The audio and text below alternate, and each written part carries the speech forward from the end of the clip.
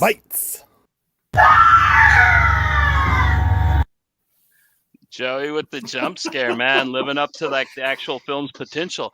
And that's right. Party people in the place to be, vandals, and whatever else might be lurking in the darkness. This is a brand new Buzz Bite. And if you look to my right, you will notice a gentleman we haven't seen in quite a while. Kind of looking like Chuck Norris tonight, man. Joe, is it just me or does Fulci kind of look like the bearded one? Like, I'm getting a little Chuck Fucking Norris right, vibe from Getting some Texas Ranger vibes, man. He's gonna fucking pull out Walker. a roundhouse kick.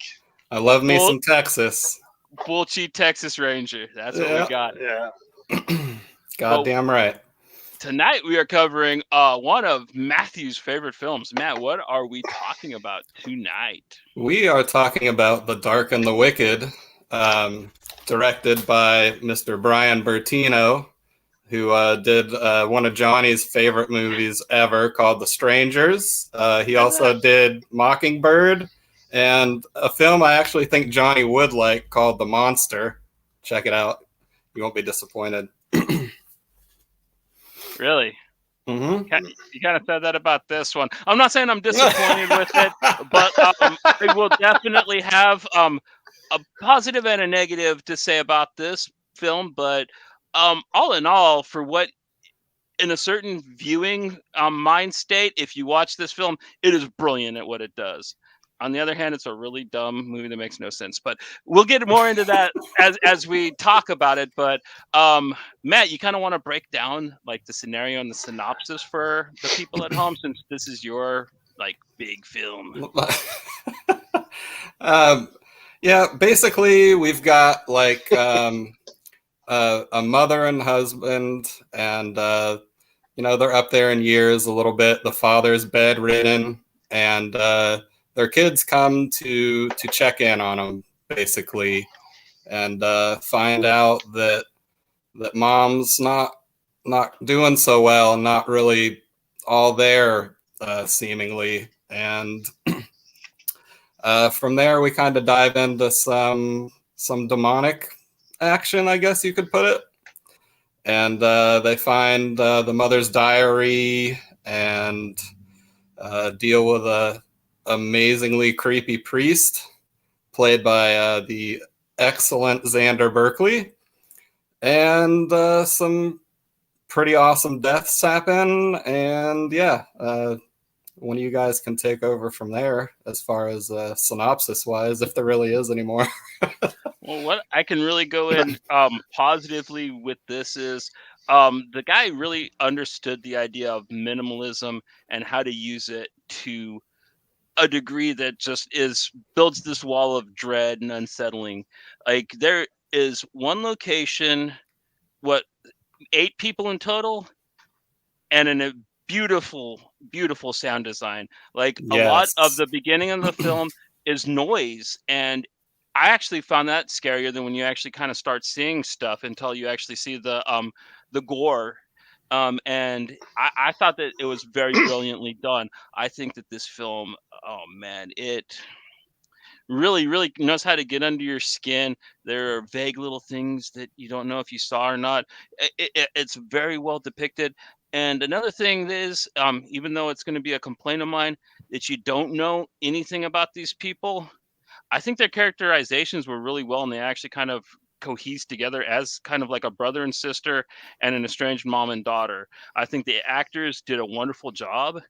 And I really liked, at first when the kids come home at the beginning, because dad's, it's basically his last week is how it's kind of broke down. And you view the film in 7 days, and they come home on Monday. And at first you think the mom like actually has it out for the daughter and the son. Maybe there's some real big beef behind him, because she is kind of really standoffish, and she's telling him, I told you not to come. God damn it, why are you here? But you basically find out that devils come to Georgia, and the mom didn't want them there. And man, dude, the chopping scene, the carrots, I knew it was coming. Like, you're just sitting there, and I almost thought it was supposed to be a hallucination when it started, because it just was so, I don't know, precise, and just, I didn't expect it, especially knowing this guy's other work, like The Strangers. That movie, like there's nothing in it, gore wise or actual real scares. It's just kind of like guy comes up behind him, like so the camera can see him, and then he walks back away. But like no, this one, like I don't know, that's about 25 minutes in, and the mom accidentally mutilates herself and then just disappears. And I thought it was rendered well. I think when the film actually kind of supposedly picks up and gets demonic is when it falls apart a little bit. Joe, you want to kind of chime in a little bit before I go any deeper?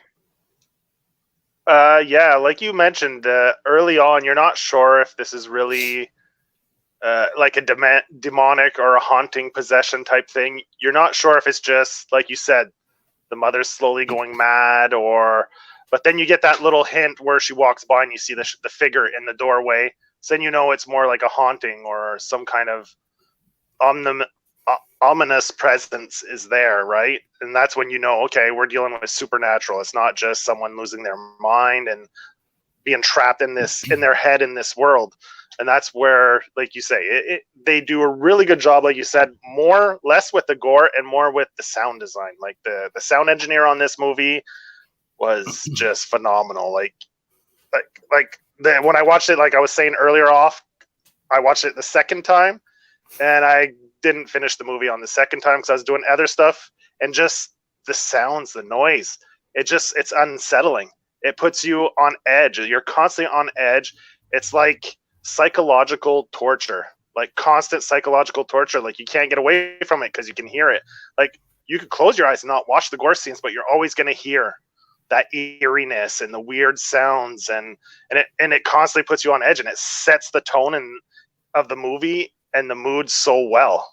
Like that's one thing that this movie really excelled at, is whoever did the sound engineering on this was top Tom notch. Schrader. Like, I can't say anything beyond Tom. That's it. That's the name of the guy. Yeah, What Tom else? Schrader. Has he done anything else of that you know? Now you're. But what else has he done? Like, do you know? I don't know the answer to. Okay. Okay, yeah. But I just thought maybe you knew because you came up with his name pretty quick. So, and the cast of characters is the lead is Maureen Ireland. She's been in quite a few things. You've probably seen her in Sneaky Pete. She's been in the second season of The Umbrella Academy. Then you have Charlie, who is like, I don't know if it's their uncle or just a friend of the family. That's played by Tom Nowicki. He does like small roles in tons of movies. Like the last thing I saw him in was Mr. Mercedes.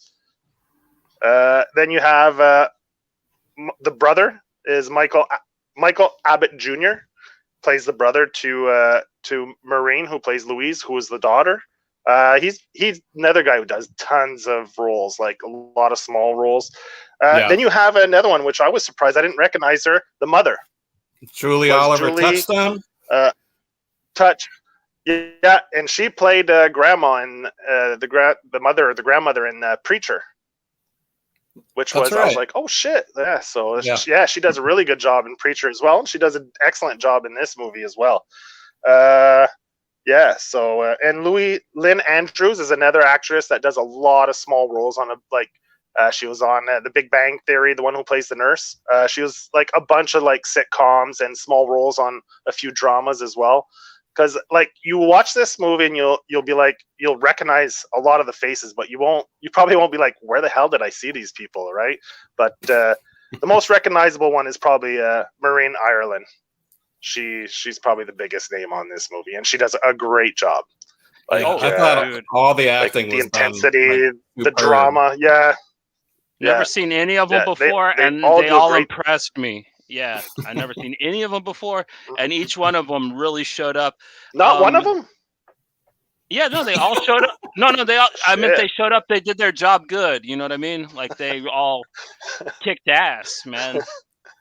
And, but I'm surprised you hadn't seen any one of them. Yeah. No, I don't think I've seen anybody from this film before, dude. And Brian, did we say who the director was? Did you say? Brian Bertino? Yeah, he directed The Strangers. Strangers, that was quite a while back too. Like what, 2008 was the first one? Oh, he's lucky they ever let him work again after that. Yeah. Johnny's favorite movie. It wasn't even that bad, Johnny. I liked it. It was okay. There's a bang at the door. Yeah.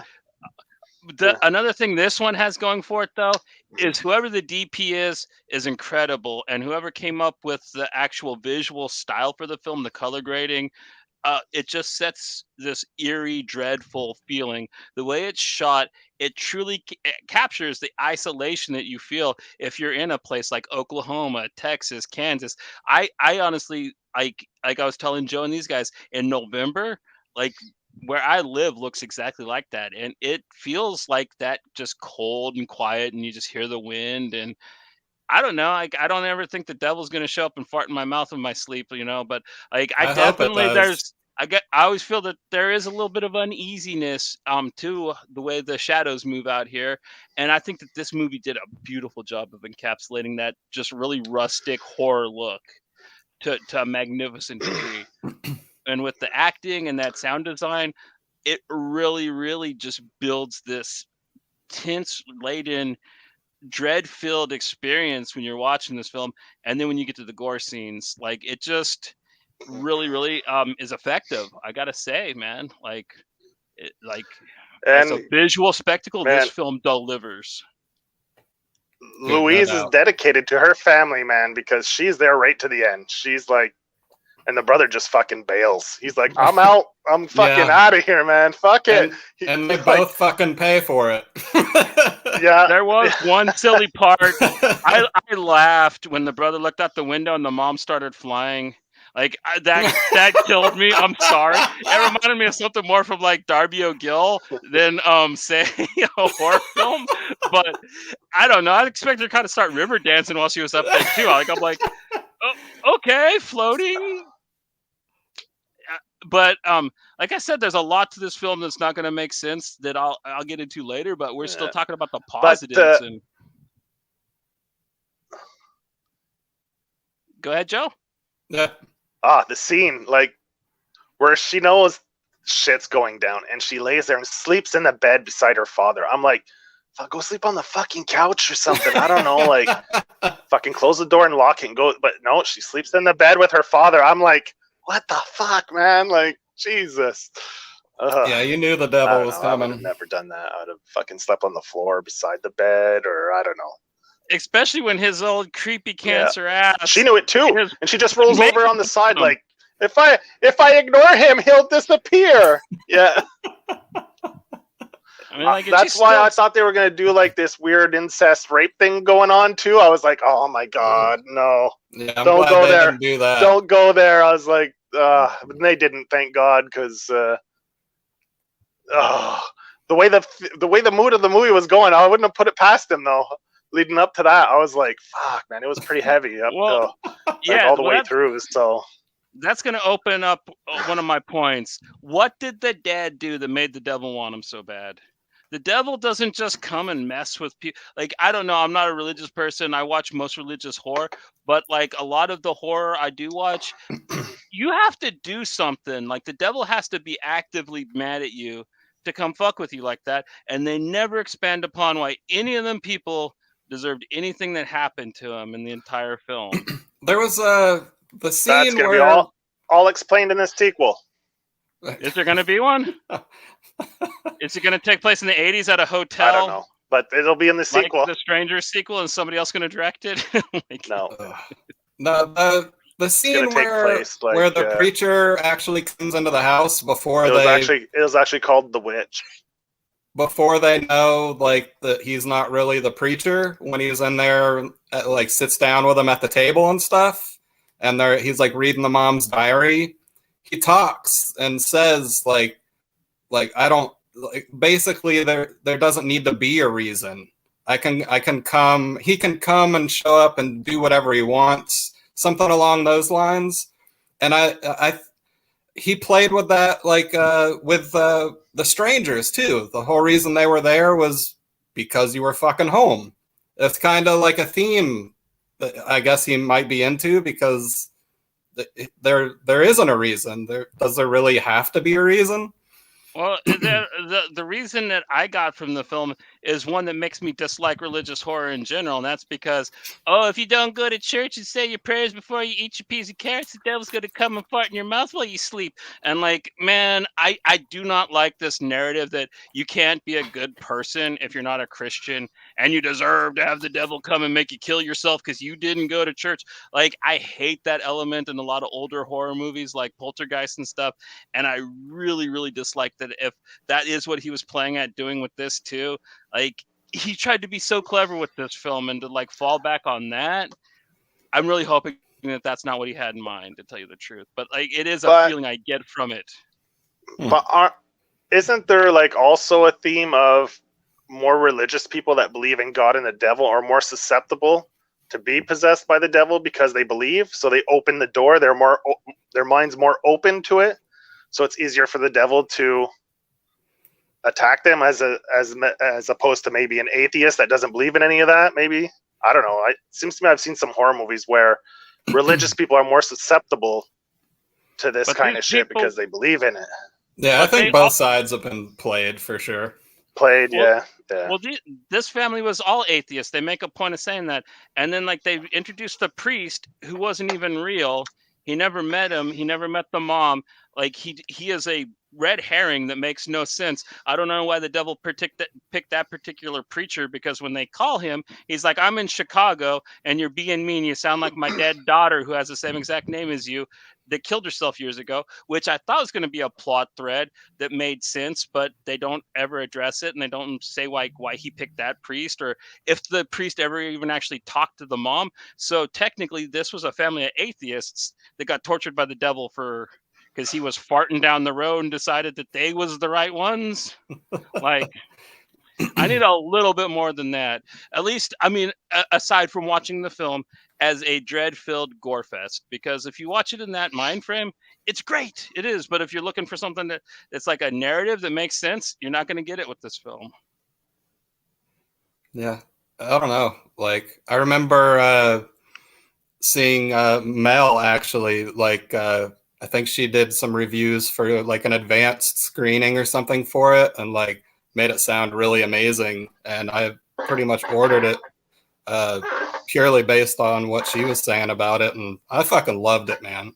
I don't need a reason like Johnny does, I guess. Oh no, it's a really good movie. I highly recommend everybody watch this. Like, if you're gonna watch it, like, watch it the first time as just a scary, freaky movie, and it's amazing. But if you're gonna one of those people that likes to try to think about your movies and try to figure out like, okay, why, like, you're never going to have a conclusion to this film. It's just happened for a reason.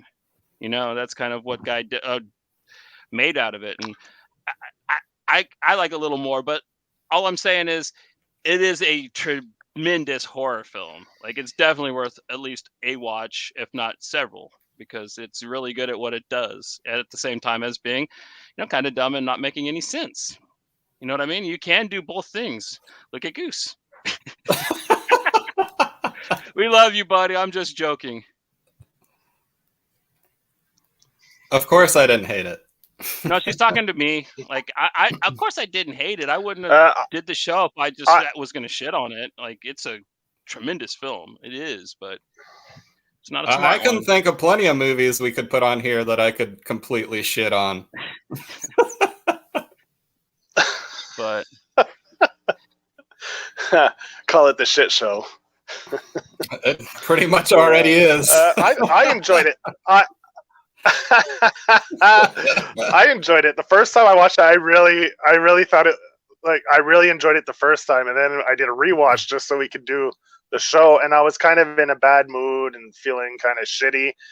And as I was watching it the second time, I was like, man, this fucking hits twice as hard the second time around. Like I had a hard time, man. It was fucking me up, like, in the head. I was, and then, like I said, like, the sound design in it, like, I was doing other stuff because it was the second time I was watching it, so I was paying less attention, and like, just the sounds were like fucking creeping me out, and I was like, oh.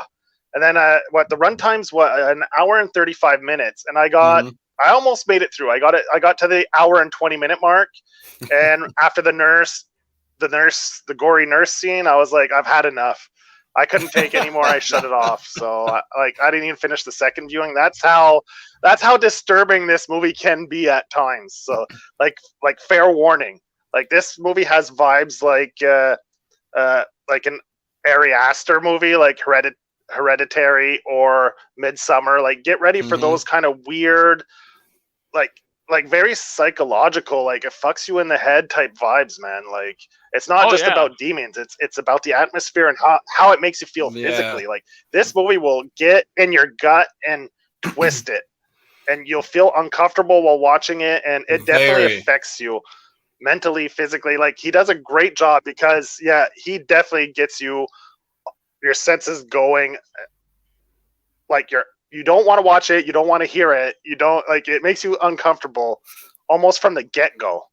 Like with those fucking little chimes and the fucking goats and right from the get-go. Like it's just quiet goats, except for the bottles and the fucking goats and the fucking the string with the fucking bottles and forks and spoons. It's like I don't know. Right off the start you're like, oh man.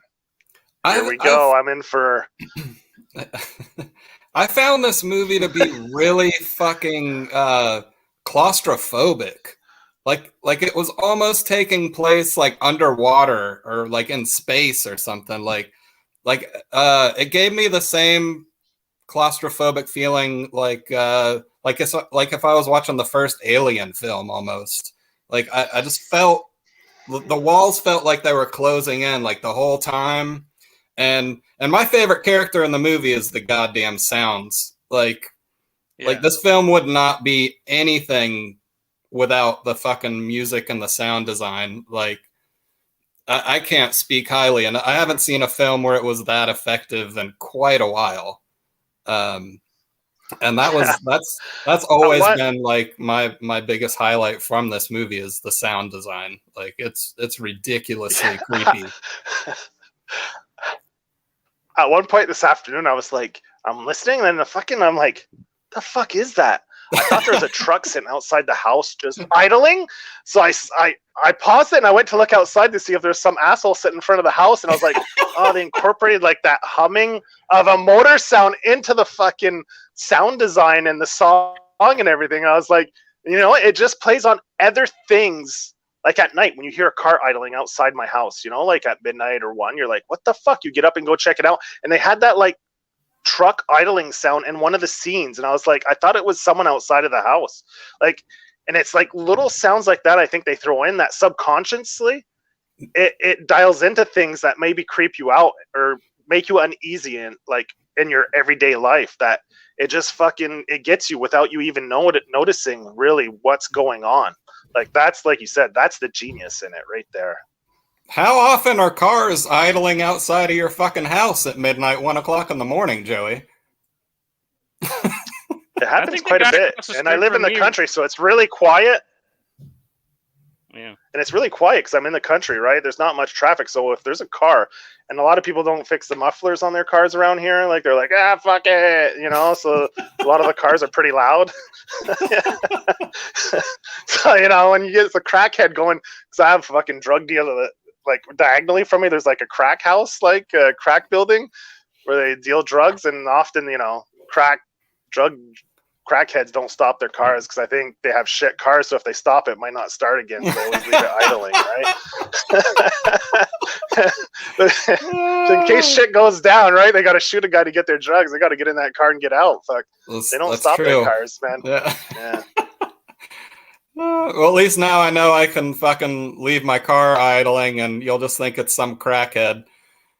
Yeah. I get up sometimes if it's too long. Like if it's there for over a minute, I'll like get up and be like, "What the fuck, man?" Because we've been robbed before, so I'm like, I get the bat out and I check, and I'm like, "Fuck."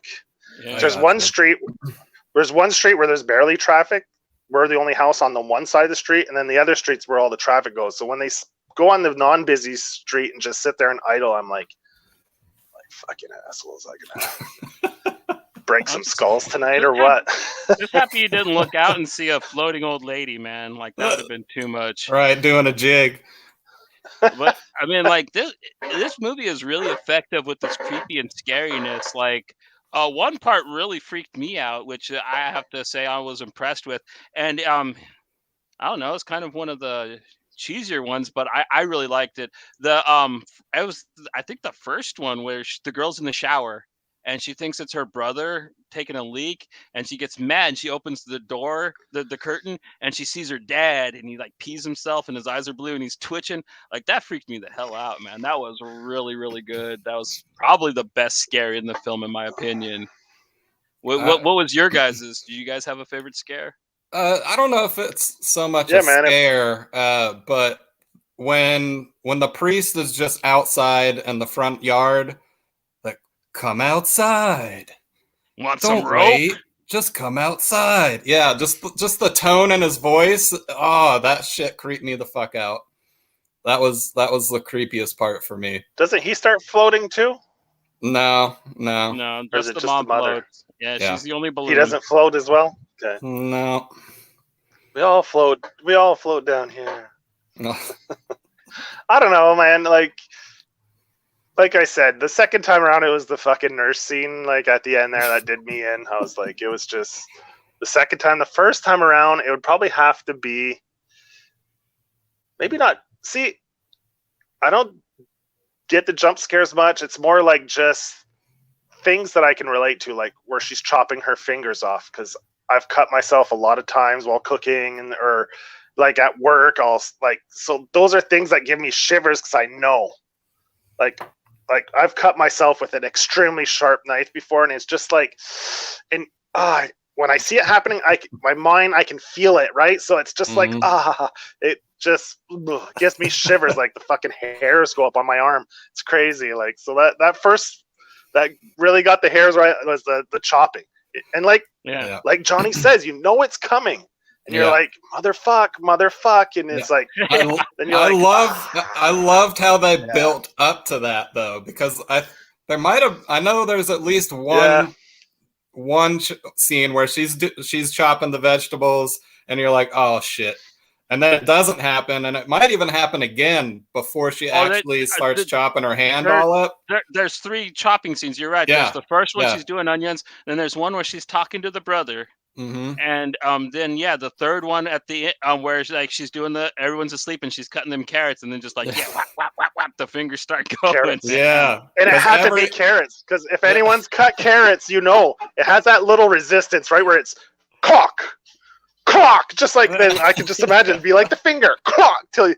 Oh, the skin, it's all right. That first little layer of skin, then you get the bone where you got to put that pressure, just like a carrot. You got to apply a little more pressure at some point to like get through it, and it's so you get the carrot part, like you see the onion, she's doing all right. Yeah, it's easy, it's fun, Then the carrot's like a little more. She's laboring a little more. And it's like, oh, my fucking finger too. Yeah, it's fucking. Let's just keep going to the knuckle. And then, oh man, that was too much. Get some meat for the stir fry. Keep them fingers going. But I think the thing with the nurse, why that one is so effective, is I think in the entire cast of the film, she's probably the only redeemable character. Definitely the only positive character. She's the one who tries to bring any kind of sunshine in any room during the film. And man, you're just sitting there and watching her, and she just grins out of nowhere, and you're like, oh shit, what they gonna do? And they're like, oh, knitting needles, I know what they're gonna do. And well, it starts with her screaming, right? You almost forget she's there, right? No, the daughter, it starts with her talking to her brother, she's sitting there knitting, and she looks over at the candle, she cries, she starts smiles, having a tear, and she starts crying, and then they cut away, and they cut away, and then you hear a scream. And the daughter comes back in, and you hear the brother and sister talking on the phone. Then you hear the screaming. Then you're like, no, it's coming. You knew those knitting needles were the not second getting time used. around. I knew what was coming. Yeah. No, they were. Yeah. They were not knitting anymore. It wouldn't have been as bad if it was in the eye, I think. She does do the eye. Because it was like in the cheek. Yeah, I cut it. I stopped before I got to the eyeball part. Yeah. Like I was like the cheek, and then the stomach, and I was out. I was like, that's it, I'm done. I'm gonna go take some notes and. They did it really savage because I've seen that gag done before. Like one of my other favorite versions of it is in John Carpenter's Cigarette Burns. The guy's butler does it at the end with this dagger, but like that was done with CGI. I don't know how they did this one. This one looked more. It was really well done. Like, yeah, I couldn't tell like it where the gag was and whatnot. Like it was definitely effective. And yeah, the sound design, man, them squishes, the crunches, man. Right. It's very, makes you queasy just hearing it. Was so good it turned Joey into a pussy.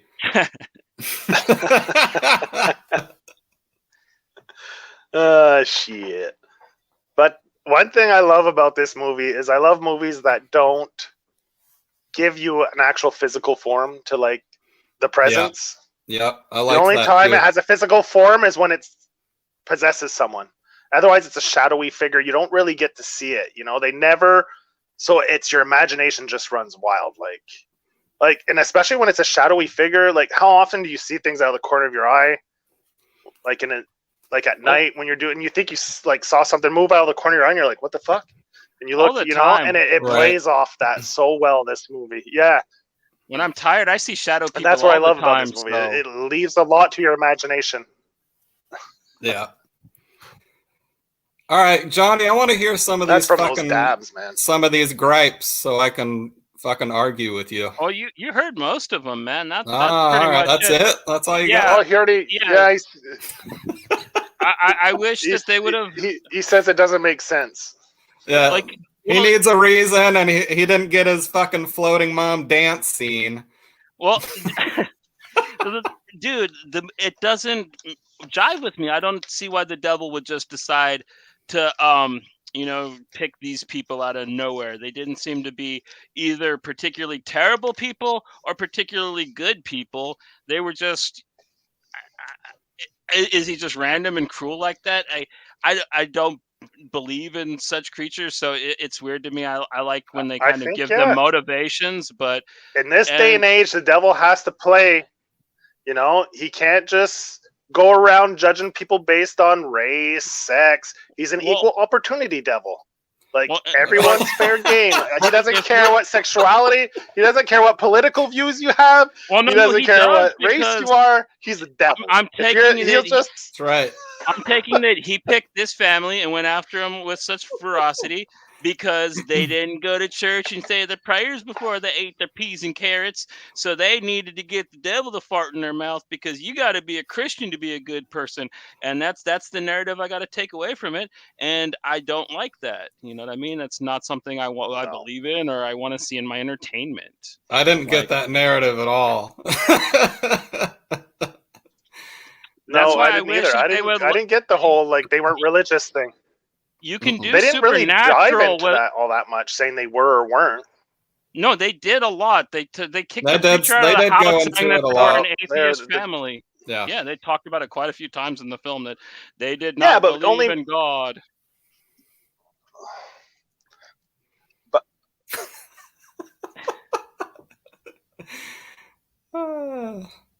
the devil's going after Johnny.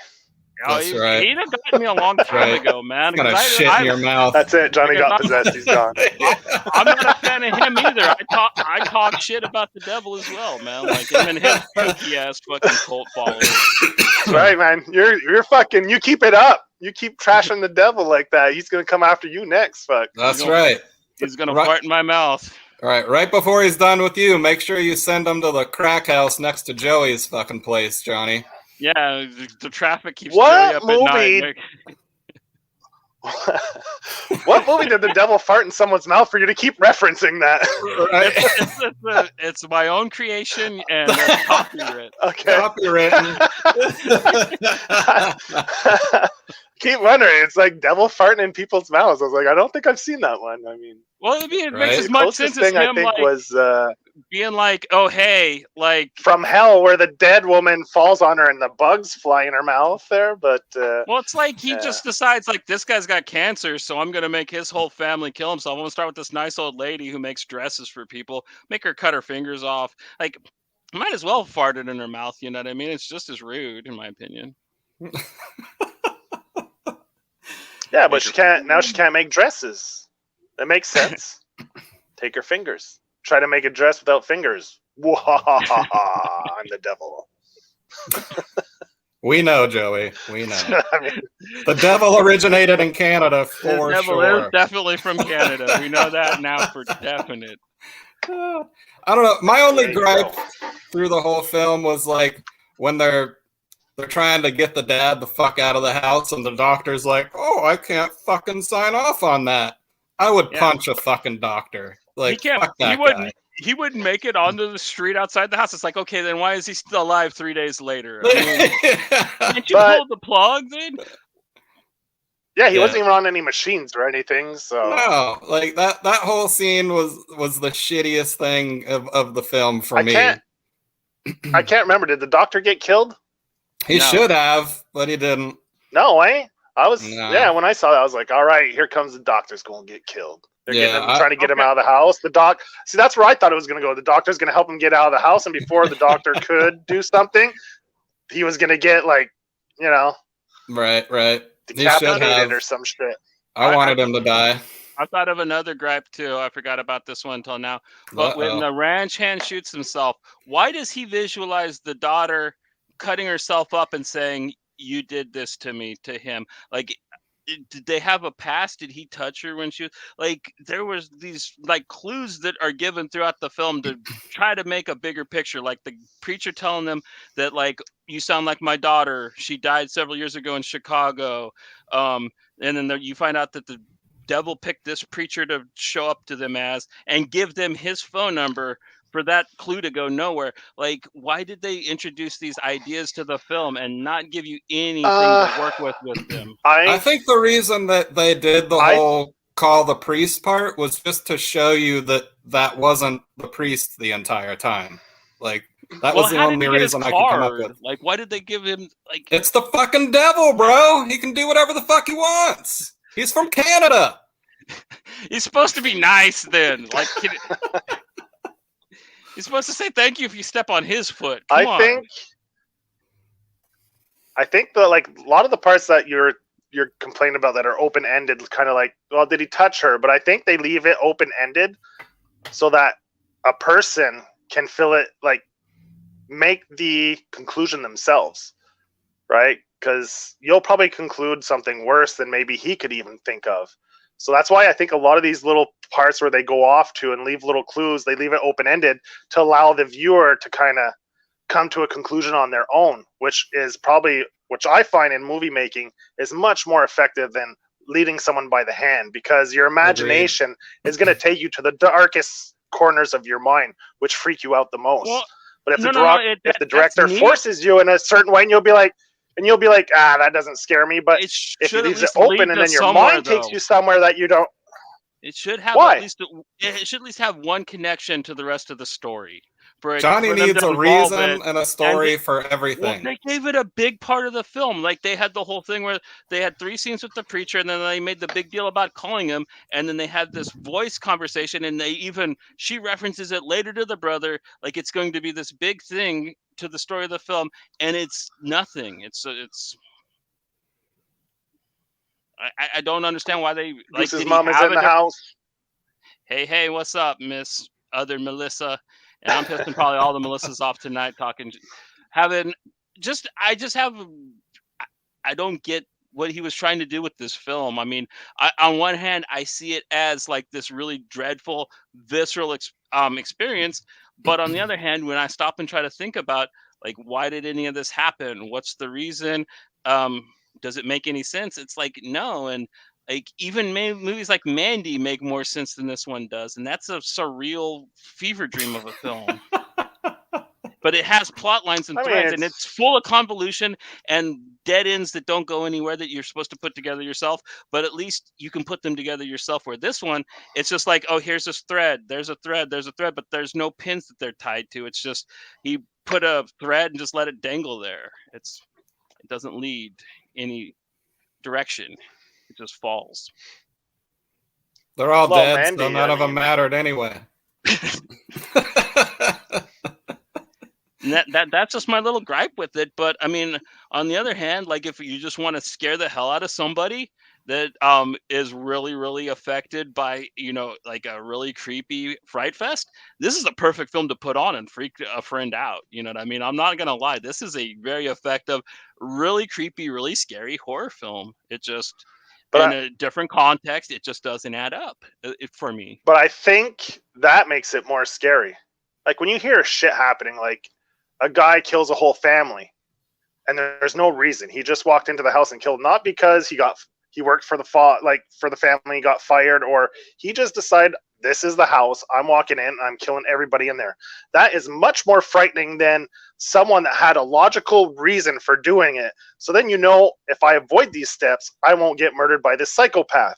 But if a psychopath doesn't use logic and just randomly picks people, then that's much more scary, because no matter what you do in life, you can't take the necessary steps to avoid being killed by a person like this. It's, or the devil, or, yeah, I know, but you know what I mean. Devil person. But this is the someone devil. who's getting killed. Like, yeah, like you can't take the necessary steps to avoid the devil coming after you. Like, you can go to church. You can, like, that's what I mean. Like, I think that's why you're having a hard time with it, because.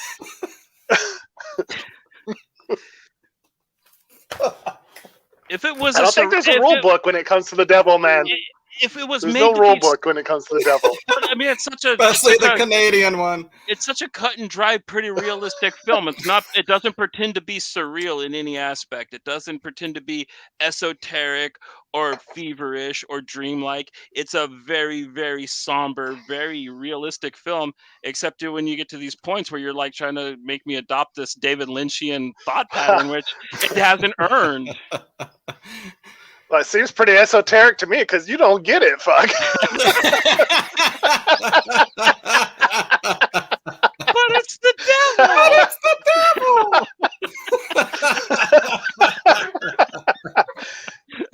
And we're laughing a lot, but this is not a comedy. It's not a funny horror movie.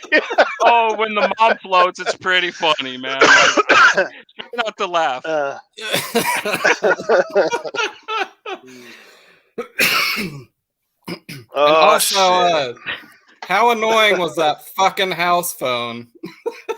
Yeah, I'm glad they had it unplugged for much of the film. Like, I was like, when she plugged it back in, I'm like, please don't. Like, right. Just leave it unplugged. I wrote that like super big on my notes. I had that phone when I was a kid. The yellow, yeah, there's the basic yellow. Yeah, that's my mom.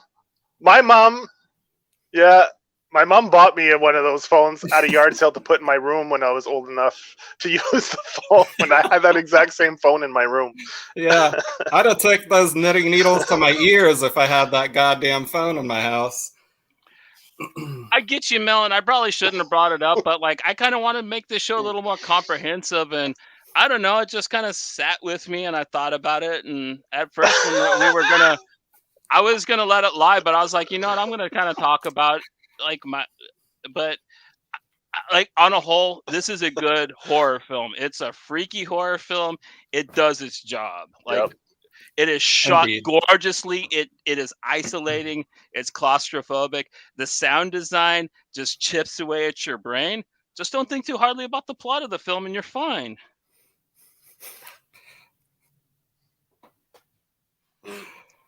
Because, Mandy's plot was so fucking amazing.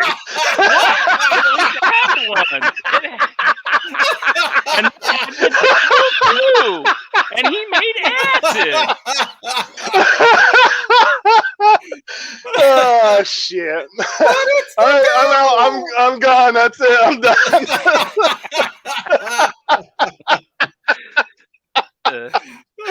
Oh, I'm gonna pass out. I'm laughing too hard. Right. I did not think we'd be laughing this hard during this episode. I think we saved Joe. Like he had a bad day, and then he had to try to watch this movie again, all bummed out and stuff. So, like, oh yeah, man, it's up like I said, you have to be in a good mindset to watch this movie. Yeah, I just bought it this weekend, man. It's a Polaroid cap. Look, man. Yeah. Yeah, it's gangster, Polaroid. dude. Yeah, I like it. Man, I watched it last Yeah, night. I thought like it was pretty cool. and around like 3 a.m. with no lights on, and it was good. Like that's a good way to watch this movie. Like Yes. I enjoyed it, and then like laying there trying to fall asleep, I thought a little too much about it. I guess my bad. He hasn't slept since. What does it mean? Right. I don't understand. Did she get man. molested as a child? Like, what the hell? He is probably fucking tweeting fucking... What's going on in Chicago? I got the spider graph out with all the threads and the lines, and it all leads back to Pepe Sylvia, man. Right. Where's my what's the director's name again? Brian Bertino. I could see Johnny tweeting, Brian, what the fuck did any of it mean, Brian? Oh, I love Autopsy of Jane Doe. That's got to be another episode, man. Like that's another one that really good sound design. Is that still on Shudder? Or is it on Amazon now? See, we didn't have it on Netflix. That's what came out on Shudder or Amazon. Yeah, I got it on DVD. But that was really good. I enjoyed that one. Yeah, it's much like this. Yeah, just I a agree. few actors, very claustrophobic, good sound design, one setting, and just letting Emile Hirsch act his ass off. Which, all right, so it's decided. Next one is going to be the Autopsy of Jane Doe. Thanks, Mel. Yeah, Buck, you want to come on the show with us for that one? Yeah. She should come on the show with us for that one. Agreed. Yeah. She could lay the law down. Yes, you can. Come on, Ant. Come on. I hope you take us up because it would be a lot of fun. Oh, shit. Yeah. She accepts. Does she? The invitation. Yeah. All right. So, Autopsy of Jane Doe featuring guest panelist Horror Geek Mel. Fuck. Yeah. We're going to destroy the internet with that.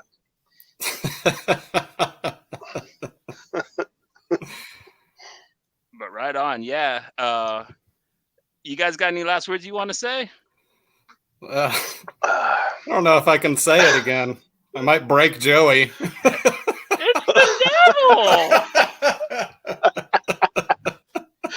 Oh, no, wow, man, you interviewed Emile Hirsch? Cool. I've always actually kind of liked him. I've always considered him the Leonardo DiCaprio with actual talent. I really liked him in Darkest Hour, and then what's Killer Joe is probably my favorite film with him, man. I liked him in Alpha Dog. Alpha Dog too, yeah. He's done quite a few movies, actually. He does, we should do Killer Joe as a buzz bite too. That's another great film, man. I'm good with that. About all right, I'm gonna mark it down because we're gonna fucking forget. But this Friday on Pink Buzz, we are going to be doing a panel syndicate spotlight episode where we're going to talk about Private Eye by Brian K. Vaughan, Barrier by Brian K. Vaughan, Paranoia Killer by Victor Santos, and Friday by Ed Brubaker. Is that right, Joseph? And maybe more. Those are just the books that we've bought from Panel Syndicate so far this week. So look forward to that. Yeah, Go ahead. Probably we could almost get all the books on there. There's a little less than I thought because Donnie Kate's book isn't even on there anymore. Good. I went and checked. Yeah. I knew that was coming. No, but it's not there because I went and put his name and stuff, and it said page not found with a 404 error page there. So yeah, his shit's not there anymore. I'm super stoked. Yeah, we're super stoked too, Mel. Awesome. On the 27th, we're going to have Mr. Ryland Grant on as an interviewee. Goose set that up. That's going to be really exciting for him. He's a big inspiration to Goose. And we all love Banjax and everything Ryland works on, so it's going to be a great episode. We also kind of nailed down a really fun crossover Halloween episode we're going to be doing with our friends from Outside the Pages. We're going to be talking about conspiracy theory books. That's going to be later in October. Lots of fun. We also have a big interview in early October. Not announcing it yet, but keep your ears peeled because it is horrific.